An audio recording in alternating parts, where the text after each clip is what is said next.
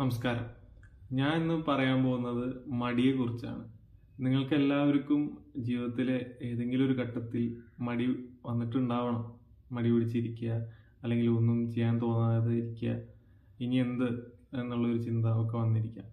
അപ്പോൾ യഥാർത്ഥത്തിൽ ഇത് മടി തന്നെയാണോ? നിങ്ങൾ ചിന്തിച്ചിട്ടുണ്ടോ? എന്നാൽ അത് ശരിക്കും പറഞ്ഞാൽ അത് മടിയല്ല.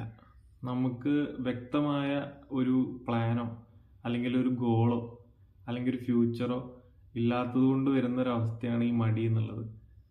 നമുക്ക് കൂടുതലായിട്ട് നമ്മൾ ചിന്തിക്കുന്നില്ല ഇനി എന്ത് ചെയ്യണം എന്നുള്ളതിനെ പറ്റി. അപ്പോൾ ഈ മടി എന്ന് പറഞ്ഞു കഴിഞ്ഞാൽ വേറെ പല കാരണങ്ങൾ കൊണ്ടും വരാം. നമുക്ക് സ്ട്രെസ് കൊണ്ടോ, അല്ലെങ്കിൽ ഫിയർ ഓഫ് ഫെയിലിയർ, അല്ലെങ്കിൽ പഴയ എന്തെങ്കിലും കാര്യങ്ങളിൽ നമ്മൾ തെറ്റായി ചെയ്തതുകൊണ്ടോ, അല്ലെങ്കിൽ പലരും കളിയാക്കിയത് കൊണ്ടോ, അങ്ങനെ എന്ത് കാരണങ്ങൾ വേണമെങ്കിലും ആവാം.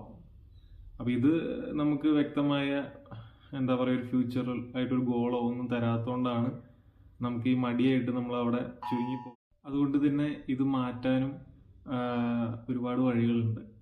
നമുക്ക് മെഡിറ്റേഷൻ ചെയ്യാം, യോഗ ചെയ്യാം, അതേമാതിരി തന്നെ യോഗനിദ്ര ആയിക്കോട്ടെ, അങ്ങനെ പല കാര്യങ്ങൾ ചെയ്തുകൊണ്ടും നമുക്ക് മടിയെ മാറ്റാം. മടിയെ മാറ്റുന്നതിലൂടെ നമുക്ക് വ്യക്തമായ ഒരു ഗോള് അല്ലെങ്കിൽ എന്താ ചെയ്യേണ്ടതെന്നുള്ളതിന് നമുക്കൊരു കൃത്യമായിട്ട് രൂപം കിട്ടുകയും നമ്മുടെ ഫ്യൂച്ചർ വളരെയധികം ഭംഗിയാക്കാനും സാധിക്കും. കൂടുതൽ അറിയാനായിട്ട് മെസ്സേജ് അയച്ചോളൂ. ഞാൻ താഴെ നമ്പർ കൊടുക്കുന്നുണ്ട്. നിങ്ങൾക്ക് എന്ത് സംശയമുണ്ടെങ്കിലും ഇതിനെപ്പറ്റി ചോദിക്കാം. നന്ദി.